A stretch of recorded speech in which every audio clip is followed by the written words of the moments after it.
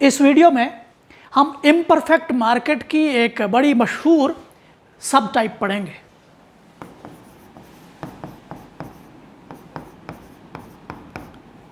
Monopoly. Monopoly imperfect market की एक सब टाइप है, एक किस्म है। अगर इसके नाम पर हम फोकस करें तो इसका मीनिंग आराम से समझ आ जाता है। मानो मीन्स वन या सिंगल, और पॉली का इस सेंस में मान लीजिए सेलर, सप्लायर, प्रोड्यूसर, एनीथिंग। तो सिंपली इसका आराम से समझ में आ जाता है कि monopoly means a market in which there is single seller of a product.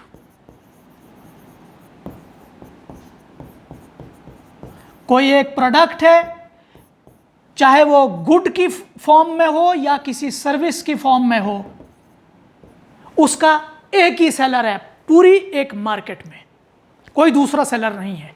तो अगर इस तरह का है तो वो वाली मार्केट जो है वो मोनोपोली कहलाएगी। अब मोनोपोली को ज़रा डीपली समझने के लिए हम इसके फीचर्स पढ़ेंगे। तो पहली चीज़, इस मार्केट में जो अभी डेफिनेशन में हमने समझा कि सिंगल सेलर होता है।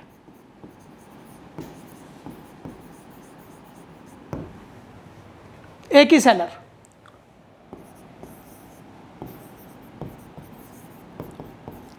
Large number of buyers. Sellers, बेचने वाले तो गिनती में एक ही है, लेकिन बायर्स काफी हैं, बेशुमार हैं। नंबर ऑफ प्रोडक्ट्स जो सेल और बाई किए जाते हैं, एक ही प्रोडक्ट है, सिंगल प्रोडक्ट, और यूनिक है वो। सिंगल की जगह आप ये ज़्यादा यूज़ कीजिए तो ज़्यादा अच्छा समझ आता है। यानी ये सेलर, जो एक सेलर है ना किसी गुड का, ये किसी यूनिक गुड का प्रोड्यूसर है, ये यूनिक गुड का सेलर है। ऐसी गुड जो कोई दूसरी ना बनाता हो, ना शायद बना सकता हो।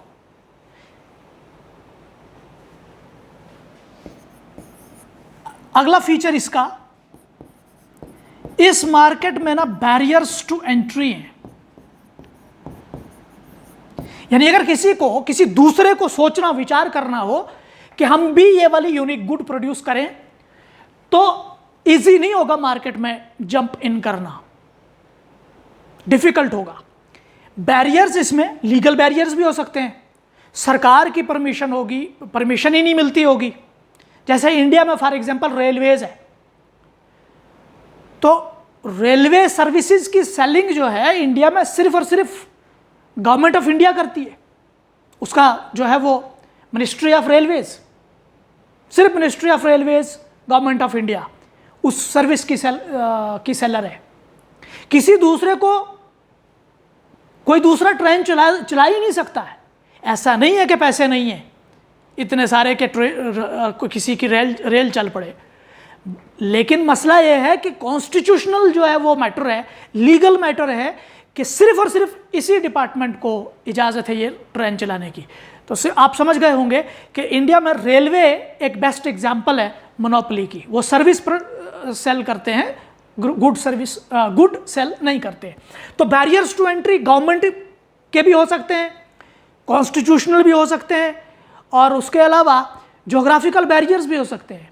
ज्योग्राफिकल बैरियर्स का मतलब है कि दो सेलर्स के बीच में इतना दूर का फासला है कि बायर्स को मजबूरन उस नज़दीक वाले से ही खरीदना पड़े।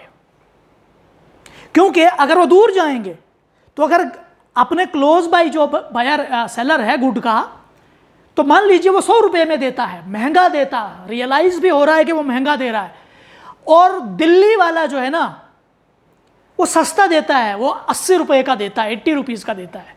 लेकिन दिल्ली वो चीज़ लाने के लिए जब आप जाएंगे ना, तो बहुत सारी चीज़ें लगेंगी, और भी कास्ट्स आएंगी, ट्रांसपोर्ट कास्ट्स आएंगी, ट्रैवलिंग, वो जो आपको वो एफर्ट्स लगाने पड़ेंगे, दिन तोड़ने पड़ेंगे, वो और भी महंगा पड़ेगा। इसलिए बेटर क्या होता है फिर बायर के लिए कि वो नज़दीक वाले बायर से ही खरीद लेते। ज्योग्राफिकल डिस्टेंस भी एक बैरियर बन जाता है। इस तरह के स्ट्रॉन्ग बैरियर्स होते हैं मोनोपोली में, जिस वजह से एक ही सेलर रहता है पूरी मार्केट में किसी एक गुड का। इस मार्केट का अगला फीचर यह है कि इसमें जो फर्म होती है वो प्राइस मेकर होती है, यानी वो अपनी गुड की प्राइस, जो भी वो गुड सेल कर रही है उसकी प्राइस वो खुद ही तय करता है। वो मोनोपोलिस्ट खुद ही तय करता है उसकी प्राइस, कम या ज्यादा। क्यों? क्योंकि उसके पास ये अगर मार्केट है, इस मार्केट में वो सिर्फ अकेला सेलर है, इसके लेंथ और ब्रेड्थ ईस्ट और वेस्ट में हर जगह पे इसी का राज है, इसी का जो है वो प्रोडक्ट बिकता है। तो पूरी पावर, एब्सोल्यूट पावर है उसको मार्केट के ऊपर, कोई दूसरा कॉम्पिटिटर जब है ही नहीं, तो वो अब उसके लिए सेलर के लिए जो कन्वीनियंट प्राइस हो, जो फेवरेबल प्राइस हो, वो वही प्राइस चार्ज करता है। इसमें फर्म प्राइस मेकर होती है। अगला पॉइंट ये कि इस मार्केट में, मोनोपोली मार्केट में, फर्म और इंडस्ट्री में कोई भी फर्क नहीं होता,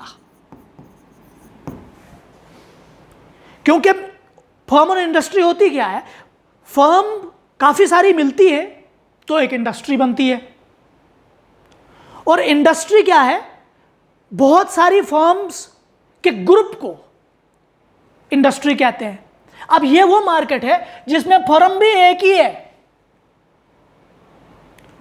कोई और है ही नहीं फर्म, तो firm is equal to industry. Industry में कितनी फर्म्स? एक। और इस कितनी फर्म से इंडस्ट्री बन रही है? एक फर्म से इंडस्ट्री बन रही है। इंडस्ट्री में कितनी फर्म्स है? एक ही फर्म है। तो firm is equal to industry in this type of market. इसका एक बिल्कुल यूनिक फीचर यह भी है कि इस टाइप ऑफ मार्केट में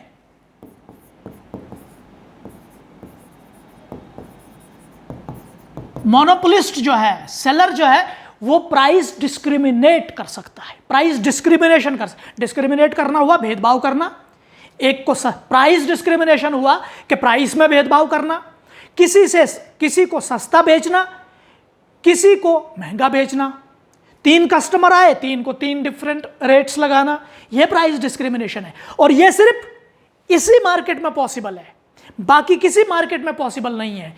सिर्फ और सिर्फ यह मोनोपोली का फीचर है, यह किसी और जगह अप्लाई ही नहीं हो सकता, क्योंकि वहां दूसरा कॉम्पिटिटर होगा। जो ही प्राइस हाई चार्ज करेंगे आप, तो दूसरा वाला सस्ता जो होगा, सारा कस्टमर सस्ते वाले के पास चले जाएंगे।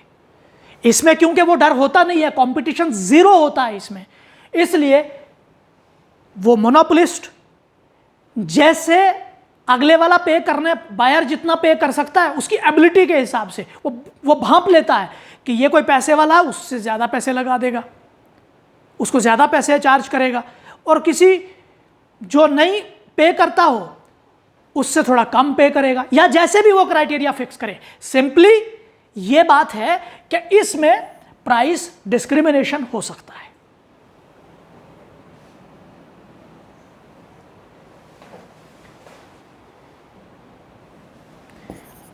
अगला पॉइंट, ये आप ऊपर भी हम लोग डिस्कस कर सकते थे, नो क्लोज सब्स्टिट्यूट।